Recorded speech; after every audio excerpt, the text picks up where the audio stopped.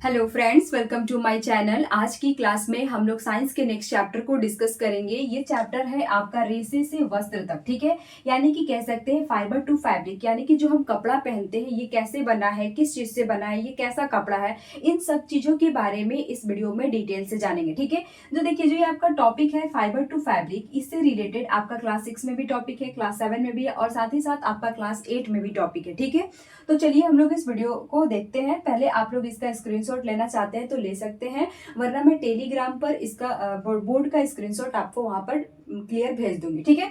तो चलिए अब हम लोग क्लास को शुरू करते हैं। सबसे पहले बात करते हैं कि आपका जो ये रेशा है इससे कपड़े कैसे बनते हैं। जो ये हम जैसे कि हम लोग जो कपड़ा पहनते हैं, अगर आप इसे फाड़िएगा तो देखते हैं उसमें पतला पतला रेशा निकलेगा। अगर हम उस रेशे को भी हटाएंगे तो उसमें से और पतला पतला निकलेगा। तो जो ये कपड़ा कैसे तैयार किया जाता है इसके बारे में पहले हम बात करेंगे। ये टॉपिक है आपका क्लास 6 में, ठीक है।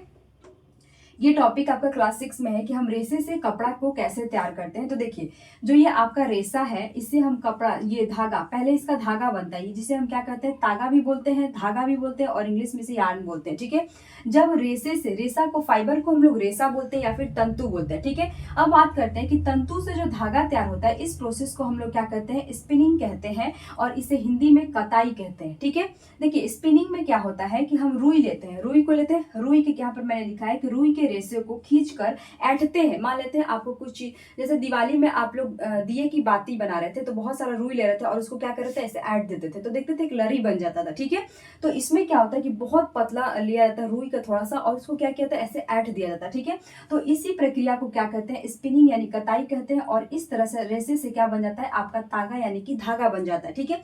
जैसे कि बात करते हैं, आपने सुई देखा है, ऐसे सुई रहता है, इसके पीछे ये आपका रहता है, ये आपका सुई हुआ, इसके पीछे इसमें क्या होता है, धागा फंसाया जाता है। कभी कभी देखते क्या है कि इसमें एक पार्ट धागे का इधर निकल जाता है, एक इधर। देखते हैं कि जो धागा होता है ये भी दो पार्टों में कभी कभी बढ़ जाता है, ठीक है, लगाते वक्त सुई में। तो देखिए ये क्या होता है, ये पतला चीजें क्या होती है, तो ये तंतु होता है, या क्या होता है, फाइबर होता है, जिसे ऐड कर ऐसे क्या बनाया जाता है, तागा यानी कि धागा बनाता है और इस प्रोसेस को हम लोग क्या कहते हैं, स्पिनिंग कहते हैं। और ये देखिए, फाइबर से, तंतु से धागा बनाने की आपके दो चीजें होते हैं, इससे बनता है, एक चरखा से बनता है, एक तकली से बनता है, इसे आप लोग याद रखिएगा, ठीक है। अब आपका बन गया धागा, अब क्या होता है, अब आपका कपड़ा बनेगा। तो देखिए, धागे से जब कपड़ा यानी कि फैब्रिक बनाया जाता है तो इसमें भी आपके दो तरह के चीजों का इस्तेमाल किया जाता है। पहला क्या होता है, पहले तो बुनाई किया जाता है, ठीक है, या फिर निटिंग किया जाता है। यहाँ दो चीजें देखिए, बुनाई में क्या होता है कि दो अलग अलग धागों का यूज करके कपड़ा तैयार किया जाता है। जैसे कि ये जो धागा है इसमें दो अलग कलर के धागा ले लेंगे और दोनों को क्या करेंगे, अलग अलग धागों का इस्तेमाल करके कपड़ा तैयार करेंगे। तो इस प्रोसेस को हम लोग वेविंग बोलते हैं यानी कि बुनाई बोलते हैं, ठीक है। ये आपका क्वेश्चन आता है। दूसरी बात करते हैं, यहाँ पर निटिंग की बात करते हैं तो इसमें एक तरह के धागे का इस्तेमाल करके कपड़ा तैयार किया जाता है। अगर हम एक तरह के धागा का इस्तेमाल करते हैं तो उसे हम क्या बोलते हैं, नीटिंग बोलते हैं। लेकिन अगर हम दो तरह के धागा से कपड़ा बनाते हैं तो उस प्रोसेस को हम लोग वेविंग यानी कि बुनाई बोलते हैं, ठीक है। और देखिए, आपका जो तागा है, ये तागा, ये कैसे बनता है, तो ये रेशे से बनता है। रेशे को क्या करेंगे, रेशे को ऐड कर हम लोग क्या बनते हैं, धागा बनाते हैं और इस प्रोसेस को हम लोग स्पिनिंग कहते हैं। स्पिनिंग में क्या होता है कि रुई के रेशे को खींच कर ऐंठते हैं, ठीक है। आपको मैंने यहाँ पर एग्जांपल सुई वाला समझा दिया। तो इस तरह क्या बनता है, आपका रेशे से क्या बन गया, कपड़ा बन गया, ठीक है। यहाँ तक आपने समझा। अब देखिए, अब सबसे पहले हम लोग बात करते हैं यहाँ, ठीक है, यानी कि फाइबर यानी कि रेशे यानी कि तंतु के बारे में बात करते हैं। तो जो आपका फाइबर होता है, जो ये आपका तंतु होता है, ये वाला पार्ट, ये वाला जो आप देख रहे हैं तंतु, फाइबर, ये देखिए दो तरह का होता है। एक आपका नेचुरल होता है, एक आपका सिंथेटिक होता है, ठीक है। तो आज हम लोग इस वीडियो में सिर्फ और सिर्फ नेचुरल के बारे में पढ़ेंगे। सिंथेटिक वाला जो है ये आपका क्लास 8 में है और काफी डिटेल से दिया गया है, ठीक है। तो इसको हम लोग नेक्स्ट डे लाएंगे, ठीक है। तो चलिए अभी हम लोग पढ़ते हैं नेचुरल वाले। तो नेचुरल जो तंतु बनता है, फाइबर बनता है, वो कैसे बनता है, ये देखिए दो तरह के बनता है। एक आपका एनिमल से बनता है और एक आपका प्लांट का यूज करके बनता है। ये दोनों हमें नेचुरल तरीके से प्राप्त होता है, ठीक है। अब देखिए, यहाँ पर क्वेश्चन भी पूछता है कि रेशम जो आपका है या फिर ऊन जो है ये नेचुरल है लेकिन किससे प्राप्त होता है, तो आप याद रखिएगा ये एनिमल से प्राप्त होता है, ठीक है। वही अगर आपको क्वेश्चन पूछेगा कि जो कॉटन है और जूट है ये नेचुरल है, प्राकृतिक तो है, लेकिन ये किससे मतलब प्राप्त होता है, तो याद रखिएगा ये प्लांट से प्राप्त होता है, ये पौधों से प्राप्त होता है। जैसे कि आपने रुई का पौधा देखा है, ठीक है, जो बॉल होता है वो निकलता है। जूट भी आपका पौधे से प्राप्त होता है, लेकिन यहाँ पर जो एनिमल से आपका सिल्क हो गया, ऊन हो गया, ठीक है। अब यहाँ पर देखिए क्वेश्चन आता है कि जो ऊन है ये किससे प्राप्त होता है, तो ये आपका भेड़ से प्राप्त होगा, बकरी से प्राप्त होता है, ऊंट से प्राप्त होता है, याक के बालों से प्राप्त होता है, और एनसीईआरटी में आपका रैबिट वर्ड भी दिया हुआ है, खरगोश से भी प्राप्त किया जाता है, ठीक है। यहाँ तक समझ गए, ये ऊन है। अब देखिए बात करते हैं, यहाँ पर आपके एग्जाम में क्वेश्चन इससे पूछे गए हैं कि जो अंगोरा ऊन है, यह अंगोरा ऊन की मतलब किस तरह की बकरियों से प्राप्त होता है, तो याद रखिएगा अंगोरा बकरियों से प्राप्त होता है, और ये जम्मू कश्मीर के पहाड़ियों पर रहते हैं, और इन बकरियों के ऊन से पश्मीना शॉल बनाया जाता है, ठीक है, इसको याद रखिएगा। अंगोरा ऊन अंगोरा बकरियों के बाल से बनाते हैं, जिससे पश्मीना शॉल बनता है। दूसरी बात करते हैं, ऊंट की बात करते हैं, तो इसका भी आपके एग्जाम में क्वेश्चन आ गया है कि ऊंट जो है ये, अब देखिए एक है कि साउथ अमेरिका में एक दो तरह के पालतू ऊंट पाए जाते हैं, जिसका नाम क्या है, लामा और एल्पेका, ठीक है, लामा और एल्पेका, इनके बाल से भी आपके ऊन प्राप्त किए जाते हैं, ठीक है। यहाँ तक आपने समझा। अब देखिए ये भी आपने देखा कि प्लांट में आपके कॉटन और रुई हो गई, इसको हम अभी डिटेल से पढ़ेंगे। अब देखिए यहाँ पर बात करते हैं कि यहाँ पर मैंने लिखा है फ्रॉम फैब्रिक्स टू ऊल, ठीक है, फाइबर्स टू ऊल, यानी कि रेशों से ऊन तक। अभी आपने क्या पढ़ा कि रेशे से कपड़ा कैसे तैयार करेंगे, ठीक है, लेकिन अभी हम पढ़ेंगे कि रेशे से ऊन कैसे बनाएंगे, ठीक है। यहाँ तक समझ गए। देखिए ये वाला चीजें भी आपके एग्जाम में आया है, ये वाला चीजें भी आपके एग्जाम में आया है, और साथ ही साथ ये वाला भी आया है। इसको सभी मतलब अभी आपके इंपॉर्टेंट है, मैं इंपॉर्टेंट ये टर्म ही यहाँ पर लिखी हूँ। पहले बात करते हैं, देखिए मान लेते हैं कि आपने बकरी का ऊन लिया, सपोज कीजिए कि आपने अंगोरा बकरी आपके पास है, ठीक है, तो आप क्या करेंगे, आपको भाई उसे उसके बाल को क्या करना है, कैसे आप उसके ऊन बनाएंगे, तो देखिए सबसे पहले क्या करेंगे, उस बकरी के ऊन की कटाई करेंगे, ठीक है, उसके शरीर से ऊन को निकालेंगे, काटेंगे, ठीक है, तो उसे हम यहाँ पर मैंने इंग्लिश टर्म भी लिख दिया है, जो अपनी इंग्लिश में समझना चाहता है समझ लेंगे, ठीक है।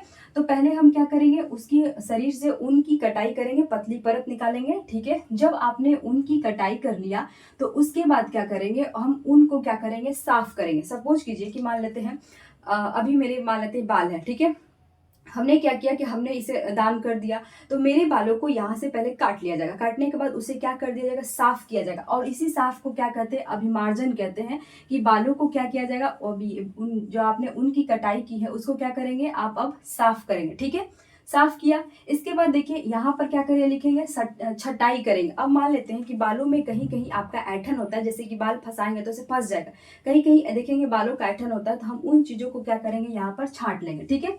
तो यहाँ पर जो आपके ये अंगोरा बकरी है उसके बालों को आपने काटा, फिर आपने उसके बालों को धोया, जहाँ सारी गंदगी निकल जाएगी, फिर उसके बालों में जहाँ तहाँ ऐठन वगैरह जो होगा उसको हम छाट कर अलग कर लेंगे। फिर छाट लिया, फिर उन बालों से और भी चीज़ों की छटाई करेंगे। बर की छटाई, बर क्या होता है कि जैसे बकरियों के बाल देखें, कुछ बाल आपको थोड़ा सा क्या कड़े टाइप के लगेंगे, और कुछ बाल बहुत मिही लगेंगे, मुलायम लगेंगे, उखड़े मतलब मुलायम फूले हुए लगेंगे। तो उस क्या होता है, जो मुलायम फूले हुए बाल होते हैं उसको भी हम छांट लेते हैं अलग, ठीक है। तो यहाँ पर बर की छटाई, उसका भी छटाई हो गया। पहले हम क्या करेंगे, जो बड़े कठोर बाल होते हैं जो फंसे फंसे होते हैं उसको पहले छटाई करेंगे, और फिर हम मुलायम बालों को छटाई कर लेंगे, जो बर कहलाता है, ठीक है। अब आपने यहाँ छटाई कर लिया, तो अब इन बालों को क्या करेंगे, सुखा दिया जाता है। सुखाने के बाद इसे हम क्या किया था, रंग दिया था, उस बालों को रंगाई की जाती है। और जब बाल रंगाई हो जाते हैं तो उसको हम क्या किया है, उसे हम रीलिंग कहते हैं, यानी कि उसका क्या पता है, रोलिंग कर लेते हैं, ठीक है। यहाँ पर रीलिंग लिखा है, रोलिंग होगा, रोलिंग कर लेते हैं, ठीक है। तो ये है आपका क्या होता है, ऊन की रेशे से ऊन तक। हम रेशे से ऊन कैसे बनाते हैं, इसका प्रोसेस है कि पहले तो हम उसकी कटाई करेंगे, ऊन की कटाई करेंगे, फिर ऊन को साफ करेंगे। ऊन को साफ करने के बाद जो कड़े गट्ठे टाइप के बाल होते हैं उसको निकालेंगे। फिर आपके ये होता है बर की छटाई, यानी कि जो मुलायम होते हैं, एकदम पतले पतले बाल होते हैं, कोमल बाल होते हैं, उसकी छटाई करेंगे। और फिर सभी बालों को हम रंगाई करेंगे, और रंगने के बाद हम इसे रोलिंग करेंगे, ठीक है। तो इस प्रोसेस को आप लोग याद रखिएगा, ये चीजें भी आपके एग्जाम में आता है, ठीक है। तो अभी तक आपने क्या देखा, ऊन के बारे में देखा है। अब हम रेशम के बारे में देखेंगे, ठीक है। चलिए अब हम देखते हैं कि रेशम से रेशे कैसे प्राप्त होते हैं, ठीक है। तो देखिए रेशम कीट का पालन किया जाता है, रेशम कीट का पालन किया जाता है, जिसे हम लोग क्या कहते हैं, सेरीकल्चर कहते हैं। ये आपका एग्जाम में क्वेश्चन आ गया है कि सेरीकल्चर किसे कहते हैं, तो इसमें रेशम के कीटों का पालन किया जाता है, ठीक है।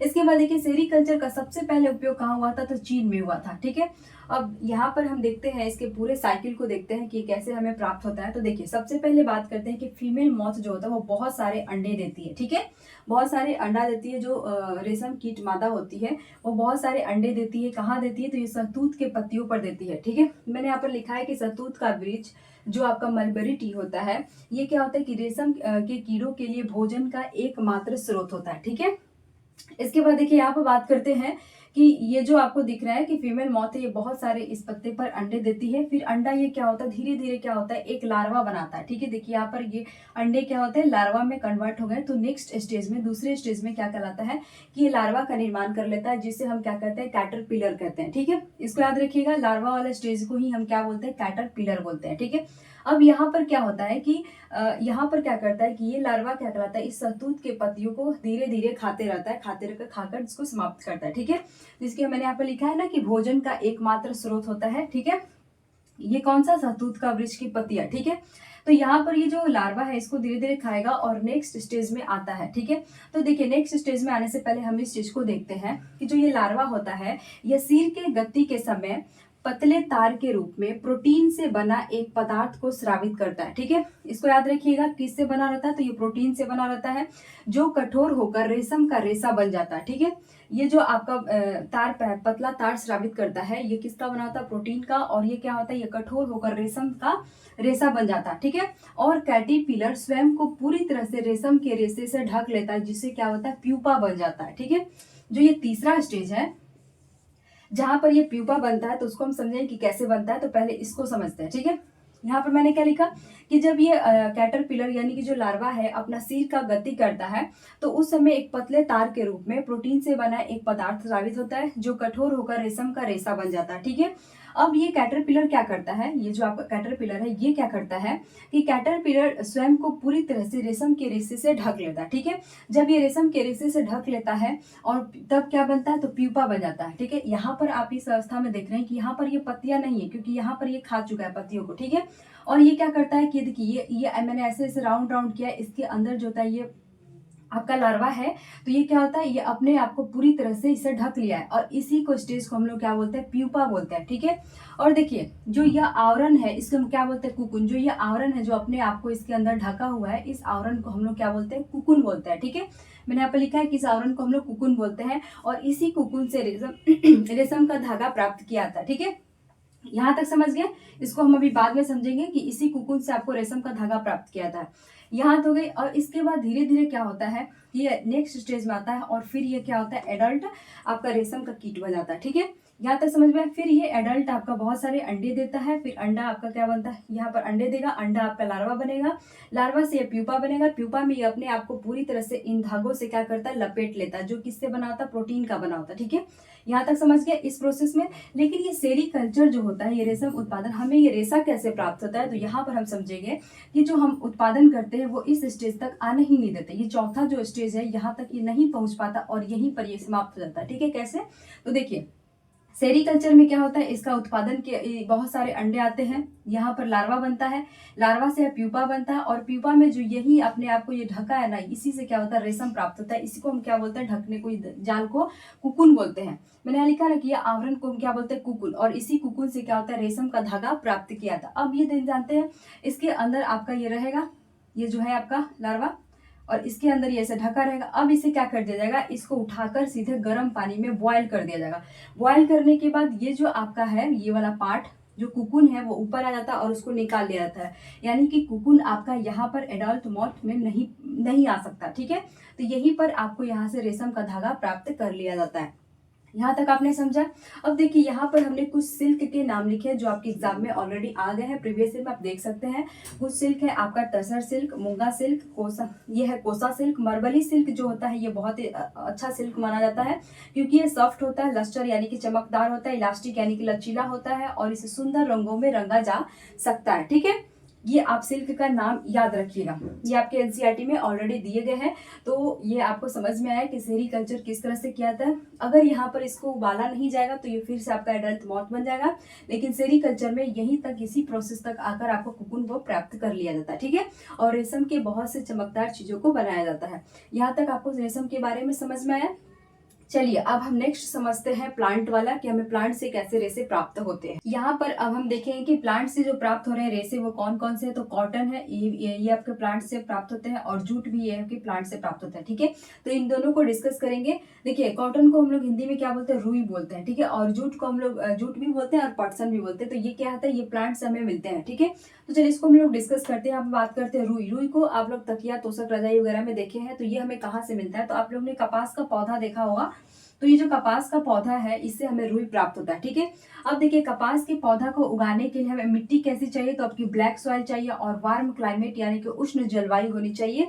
वहीं पर आपका ये कपास का पौधा लग गया। ठीक है, यहाँ तक समझ में आया। अब देखिए हमें ये जो कपास का पौधा है, मान लेते हैं ये जो है कपास का पौधा, इसमें बहुत सारे जो होता है ऐसे ऐसे करके इसमें फल लगे होता है, और इस फल में क्या होता है, रुई भरा होता है। ठीक है, इसी फल के अंदर रुई रहता है। अब देखेंगे जब शुरू शुरू ये फल रहता है तो हरा रहता है, लेकिन धीरे धीरे क्या होता है, ये पकते पकते क्या होता है, ब्राउन कलर का दिखने लगेगा। और देखेंगे कि जब तेज हवा चलेगी तो ये फटने लगता है बीचों बीच। ठीक है, फट कर यही रुई आपका इधर उधर गिरने लगता है। ठीक है, कहीं आपको आकाश में रुई दिखता है, जैसे आप लोग फूकते चलते हैं, तो वो क्या होता है, वहां आसपास कहीं ना कहीं कपास का पौधा होगा जो जिसकी बीजें पक गई है। अब ये क्या हो रहा है, ये फट रहा है, जो फ्रूट है वो पक गया, अब ये फट रहा है, और इसी से आपको रुई निकल कर बाहर छितराते चलता है। ठीक है, तो यहाँ पर देखिए ये कपास का पौधा होता है, ये कहाँ होता है, ब्लैक सॉइल जहाँ होगा, वार्म क्लाइमेट होगा। ठीक है, अब देखिए जो कपास का बॉल है, यही बॉल है जो फ्रूट है, ये कपास का फ्रूट कहलाता है। ठीक है, कपास का बॉल है, इसे क्या करेंगे आप तोड़ के लाएंगे। ठीक है, तोड़ेंगे तो क्या होता है, ये जो बॉल है ऐसे कलर का रहेगा और बीच से ऐसे फट भी जाता है, कभी कभी तो आपको रुई दिखाई देगा बाहर के लिए। ठीक है,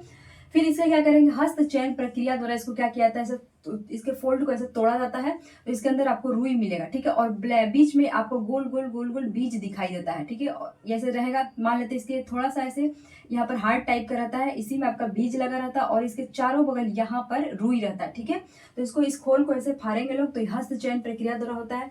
फिर इसके बाद क्या करेंगे, सेपरेट फ्रॉम बीज बाई कॉम्बिंग, यानी कि बीजों को कंकतन द्वारा क्या किया जाता है, पृथक किया जाता है। ठीक है, अब बीजों को हम लोग कॉम्बिंग प्रोसेस के द्वारा इसको क्या करेंगे, रुई को इससे कॉम्बिंग प्रोसेस के द्वारा इसे हम लोग अलग करेंगे, ऐसे करके इसको अलग कर लिया जाता है। ठीक है, अब देखिए यही क्या होता है, इस पूरी प्रोसेस को हम लोग क्या कहते हैं, गिनिंग कहते हैं, यानी कि कपास का ओटना कहते हैं।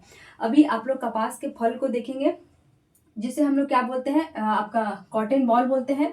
ये पहले आपको हरा दिखेगा, धीरे धीरे पकता है तो आपको ब्राउन टाइप का दिखेगा। जब ये पेड़ों से आप लोग नहीं तोड़ेंगे तो ये क्या होता है, अपने आप फट जाएगा और इसमें से रुई निकल कर बाहर निकलने लगता है।